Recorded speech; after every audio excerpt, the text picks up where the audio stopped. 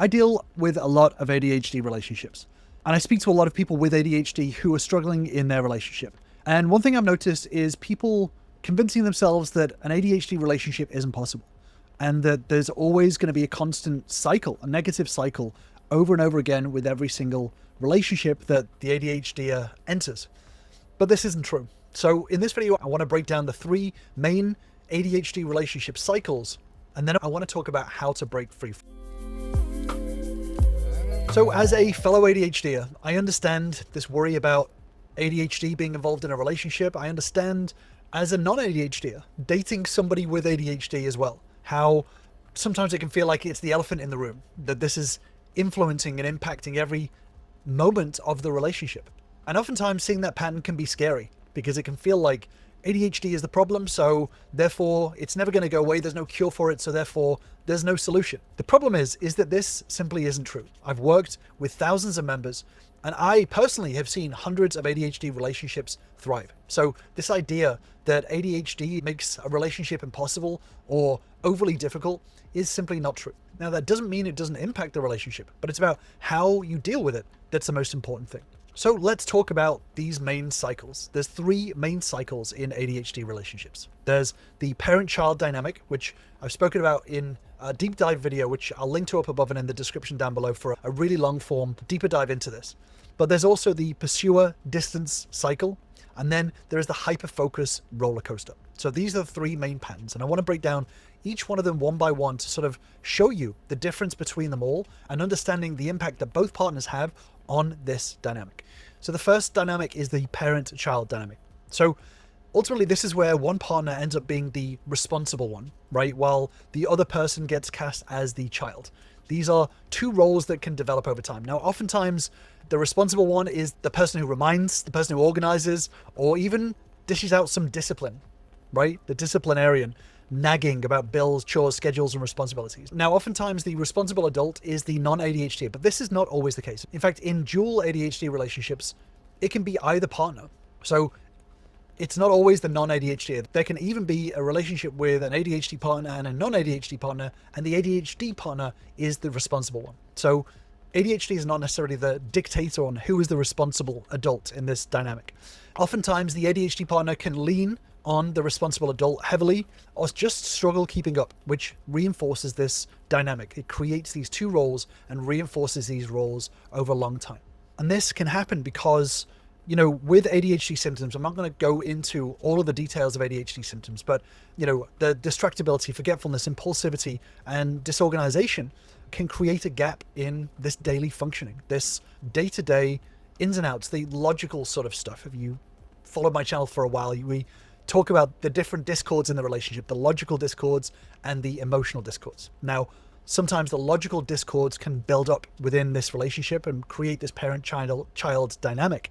So the non-ADHD partner, again, can be ADHD partner still as well, often fills that gap by stepping in to make sure that these logical discords keep moving forward. So this partner steps in and starts to do stuff.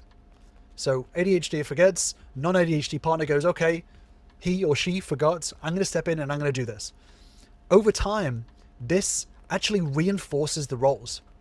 So this responsible adult role actually gets reinforced by acting like you are the responsible adult. So you're treating your partner like a child, and this reinforces this idea that you have to parent. So over time, this hardens into the roles where one partner is leading and the other one is following, and it creates this dynamic.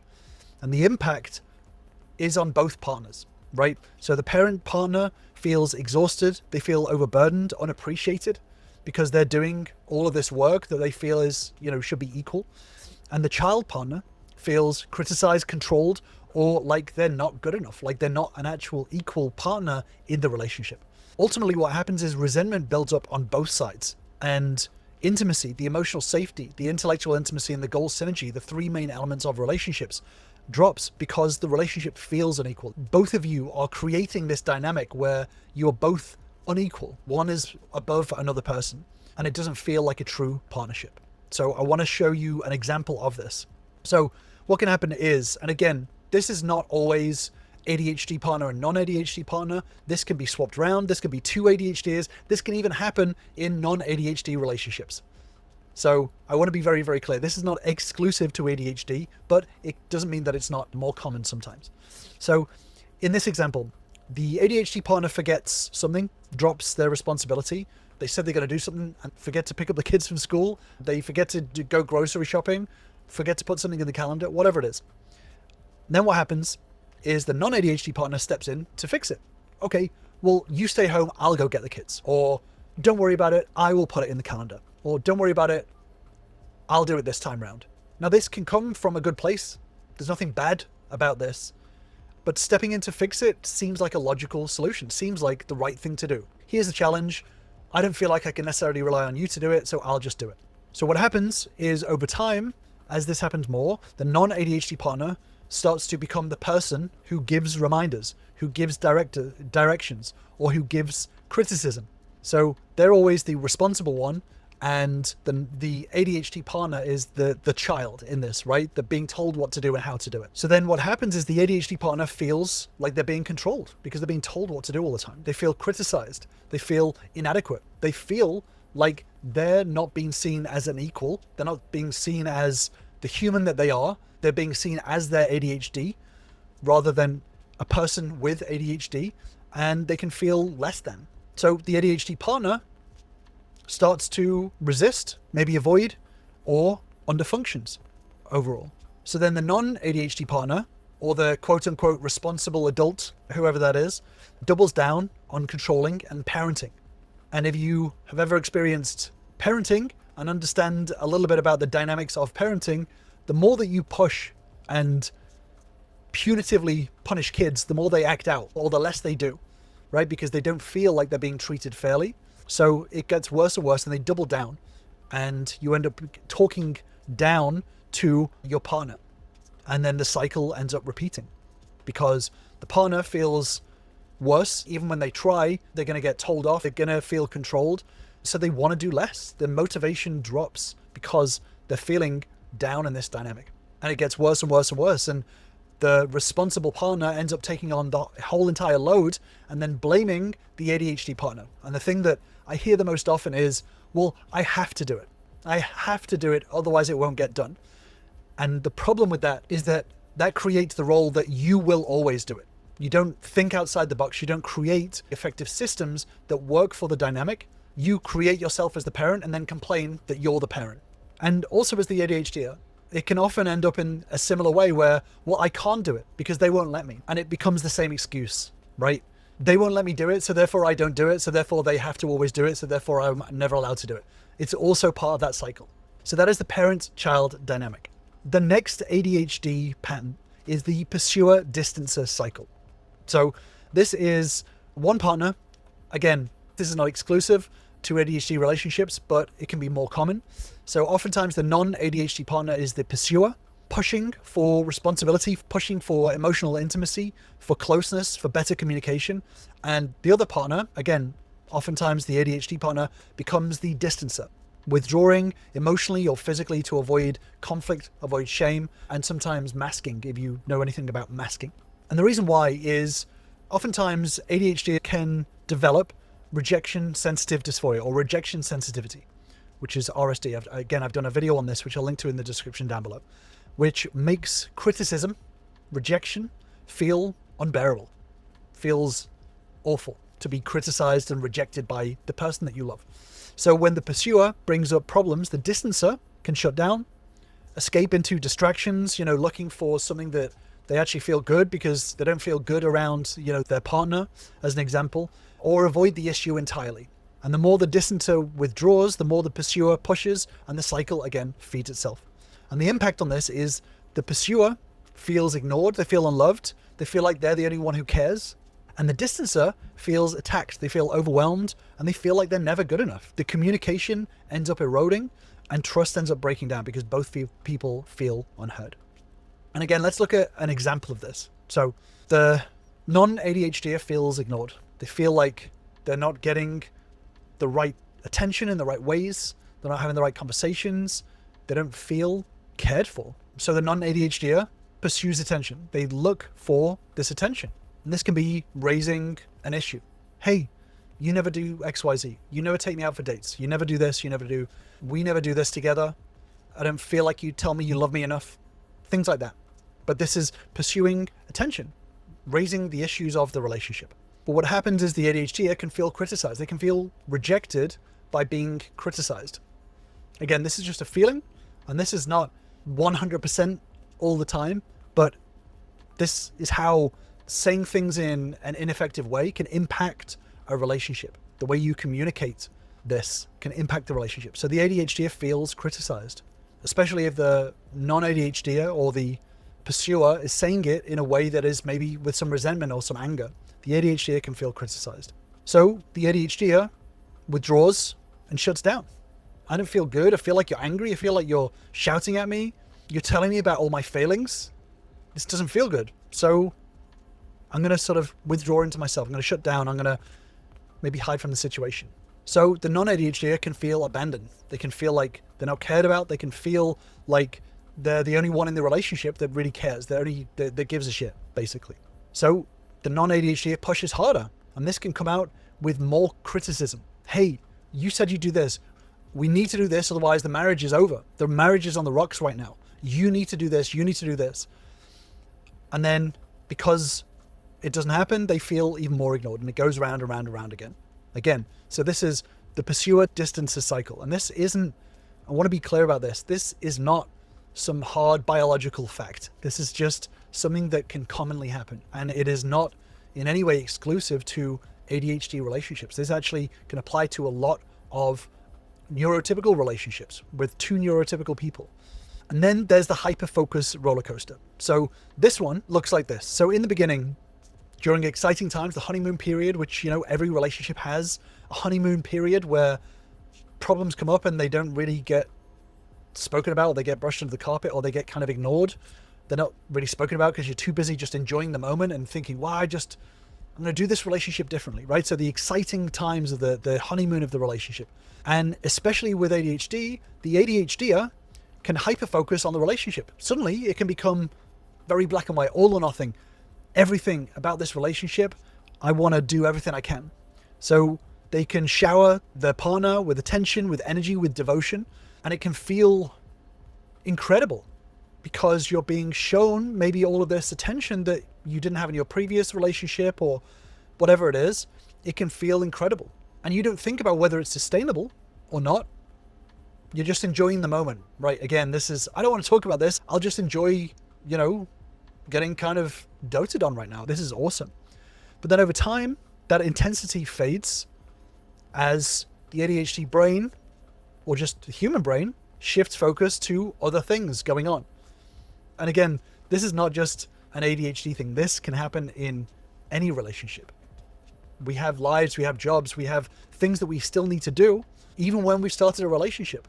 It's all well and good having sex every single day for 3 months, but at some point we've got to earn money, right? We've got to go grocery shopping. We've got to do the things that keep a roof above our heads and have our interests. So again, this is something that can happen in any relationship, not just ADHD relationships.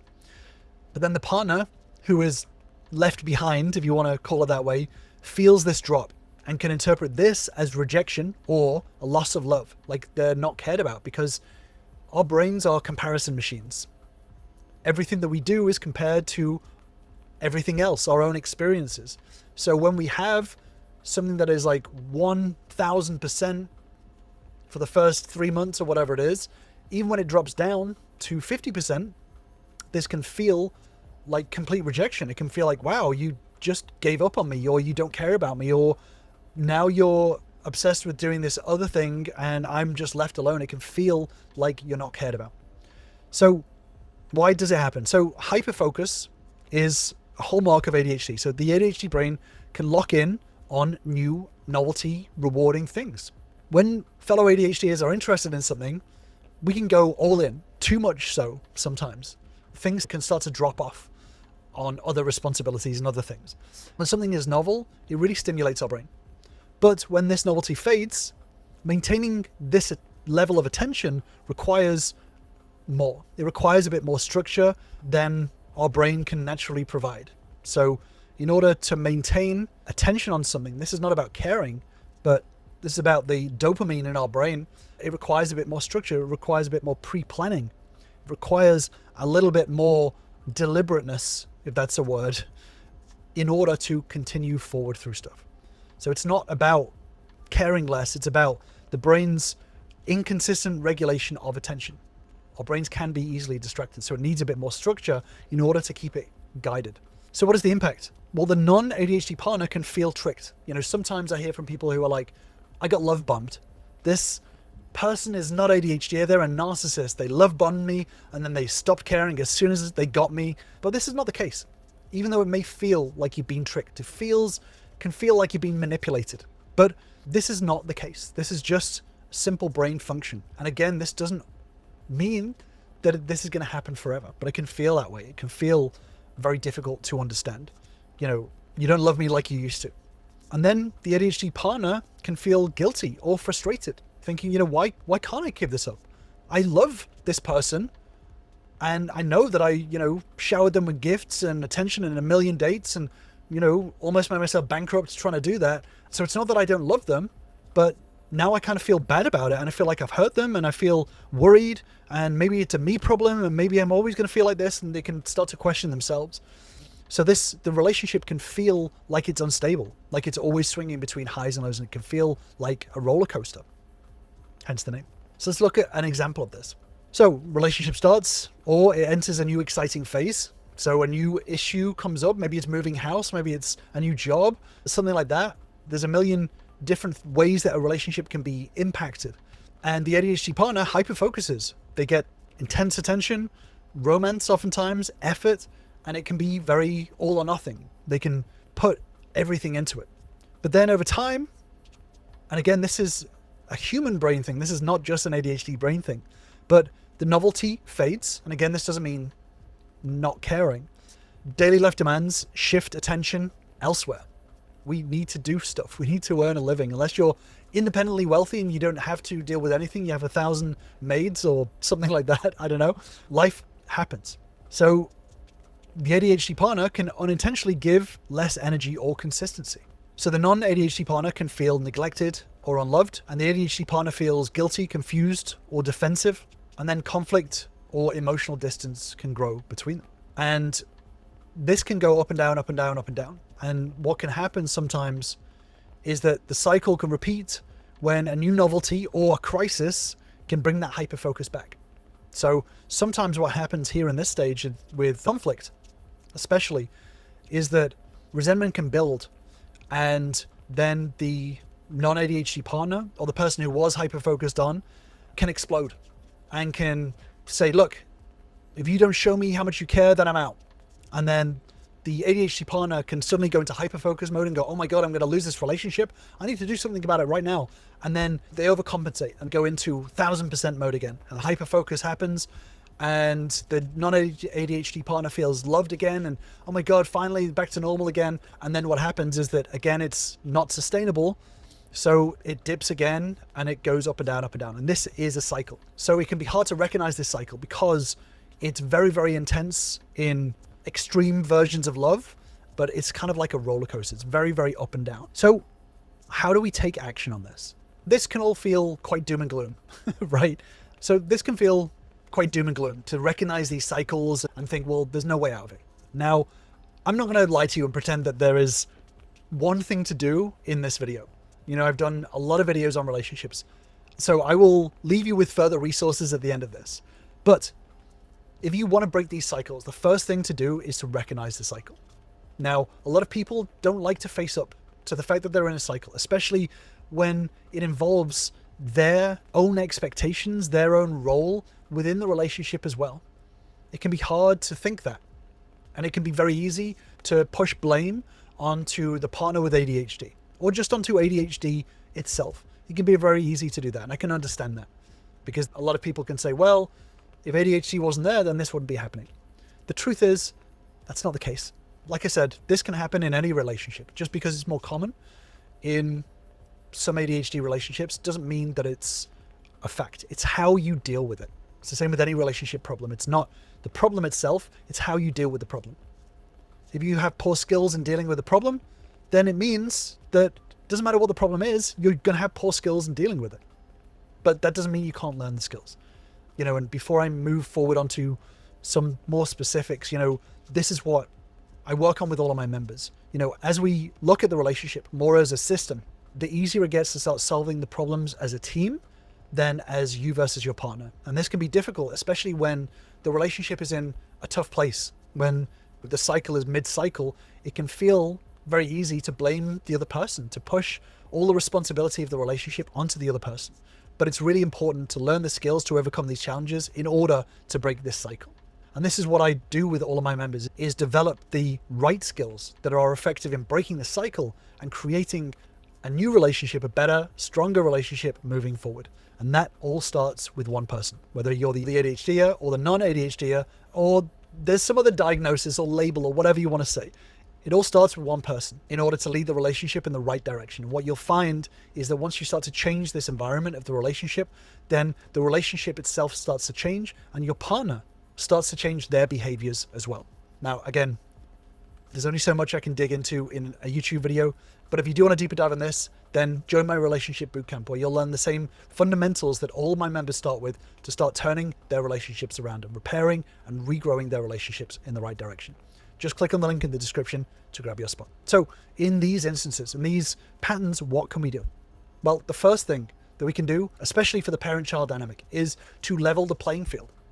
So dividing responsibilities clearly. Don't assume that one person has to manage the other person, but using external systems, focusing on the environment.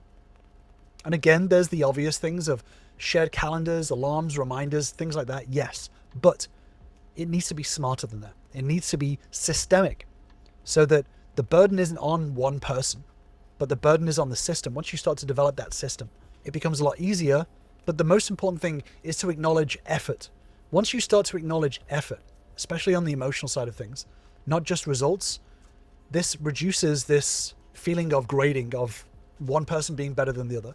Once you encourage that effort, then the effort is a lot easier to continue. And that's on both sides. Celebrate effort, not results, and you'll see a lot more effort, and therefore you'll see better results. But it's not just that. It's important to interrupt the cycle, and especially for the pursuer distance cycle that we mentioned. In this instance, the pursuer can practice soft startups. So this is gentle language, specific requests instead of criticism. So for example, hey, I noticed we weren't maybe going on dates as much anymore. And maybe you've noticed it too. I was just wondering what your feelings were on that. In this way, you're not criticizing. You're simply pointing out, again, something about the environment, about the system that maybe is different. You're not saying it's good. You're not saying it's bad. You're just pointing out something. Hey, this is my observation, but I was wondering your thoughts on it. What this does is this raises an issue without it being seen or felt as criticism. In this way, again, sometimes the person with the ADHD can work on tolerating some of that discomfort. It becomes a lot more tolerable because it's a little bit of discomfort. It's like, oh, actually, yeah, we're not going on dates. But it's not so much discomfort that it's like, hey, this is your fault. What the fuck kind of thing. So it allows the distancer to tolerate some discomfort instead of having a lot of discomfort at once. And over time, tolerating that discomfort allows the relationship to move forward in the right direction. It stops them long-term from retreating.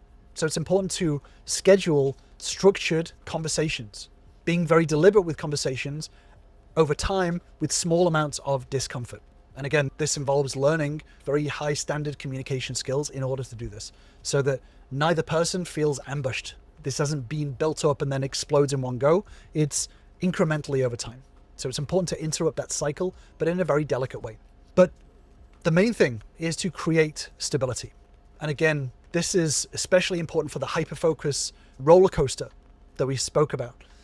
Building routines for connection, making sure that there are daily texts, there are date nights, there are rituals of connection. Again, conversations, moments, day in, day out, but in small ways rather than some big gesture is going to be very, very important. This creates stability and creating a system that works. Once you start to focus on a system, having it regularly, hey, Thursday night is date night or Friday night is, whatever it is, creating a system of small but regular connection points will help to create this stability, and it makes it easier to connect on an emotional level. And when you connect on the emotional level, it becomes a lot easier to solve the logical problems, the forgetful things, the things that maybe weren't done, the things that maybe haven't been as regular. This creates stability. Once you create the emotional stability, the emotional safety, as we speak about, the easier it gets to create the logical solutions to some of the more logical problems. And again, this is about systems. This is about creating a systemic environment rather than goals, which is a mistake a lot of people can make. I've actually done a deeper dive on this, on understanding systems within an ADHD relationship. Once you understand that it's a system rather than two people with individual goals, it becomes a lot easier to work towards making that system work equitably for both of you. So I'll leave you with that deeper dive video on ADHD systems, and I will see you over there.